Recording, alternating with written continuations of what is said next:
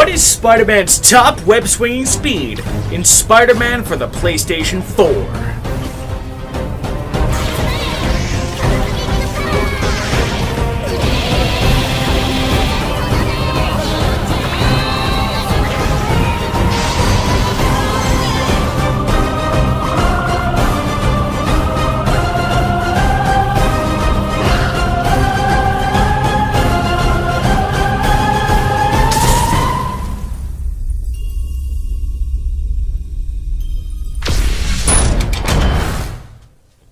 Welcome back, ladies and gentlemen.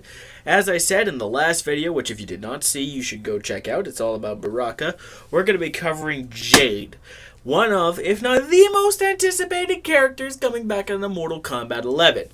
Now, she's interesting in that she has not enough abilities to do all 5 loadouts. So this video is going to probably be shorter than all of the rest. But that does not mean that Jade is not complex. Oh, no, no. Her abilities are all kinds of fun and interesting and sometimes a little bit difficult. But they are cool, nonetheless. So, let's dive right in and check out Jade. Maybe get some lemon tea for my throat or something. I don't fucking know.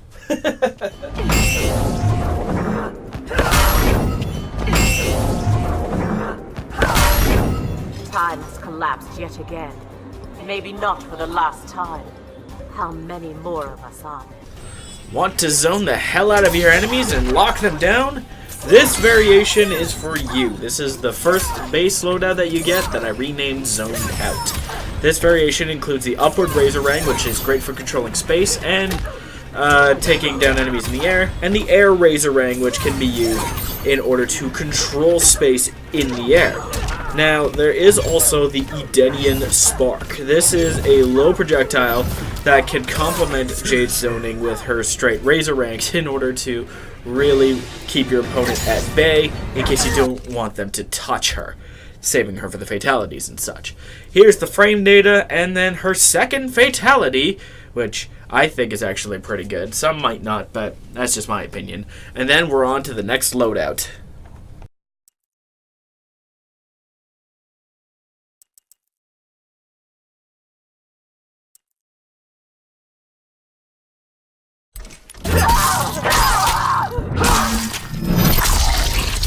Fatality. Jade wins.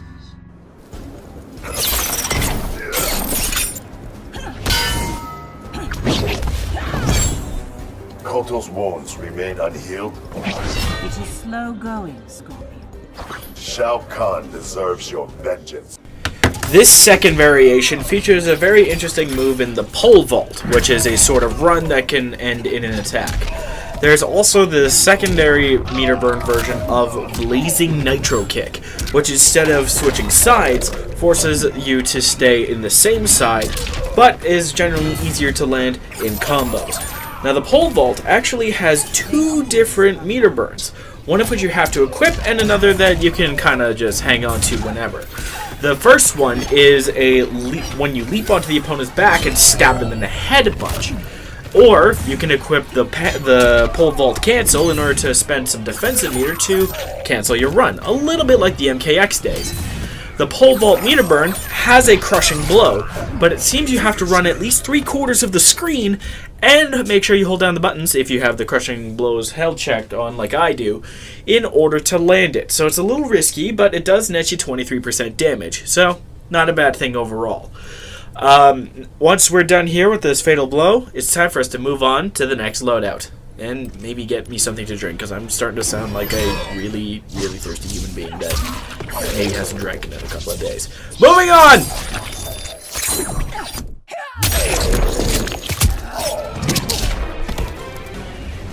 Jade wins.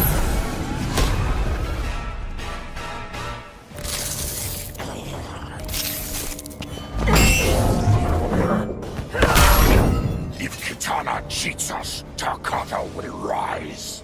She's never shown disloyalty, Baraka. except with a Khan who raised her. Jade has an ability that gives her not only several new strings involving the staff, but augments her sweep to do more damage and have more range. This is very useful, and because it only takes up one slot, like pretty much all of Jade's abilities to my memory, this allows you to essentially equip it with just about anything, and I highly recommend that you do, because it allows Jade to keep at the range that she wants to be.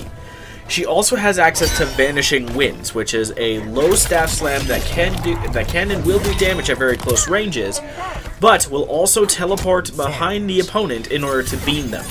Divine Forces replaces your projectile immunity, but reflects projectiles, or at least sets them aside, as in the mirror match, Jade's Razorangs cannot be reflected.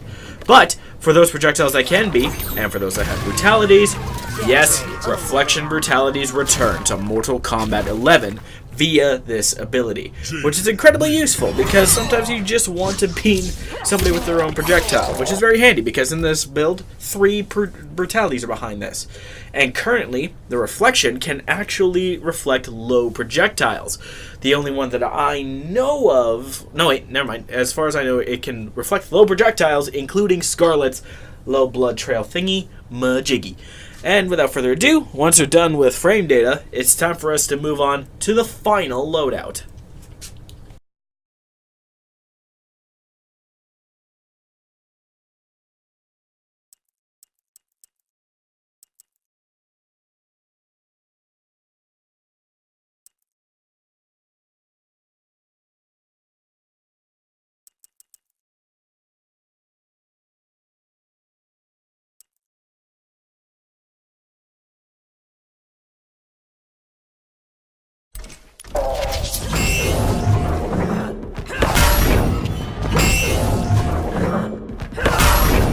Are you friend or foe? We are twins, Jade. That doesn't answer my question. If you're not above sacrificing damage for a little bit of mix, equip the Delia's Dance ability. This replaces Jade's standard staff flourish attack with a double low that can be meter burned into a crotch smash. Kind of reminds me of some Soul Calibur shenanigans. I think it was Soul Calibur 4 that Killick had that. But it's really good because it's a low, and it can be done off of her forward 2, which is an overhead, and a couple of her other overheads as well, in order to mix things up and keep things on your toes. But it doesn't do quite as much damage on its own as the staff flourish, so it's not great as a combo ender, but a great way to mix things up and finish up fights marvelously in order to get to the point of finishing her. I hope you enjoyed this video, and after the frame data and fatality, that is the last of the ability almanacs for today. But tomorrow, we'll be looking at the Black Dragon Speedster, Cabal. I hope you enjoyed, and as always, don't forget to be awesome.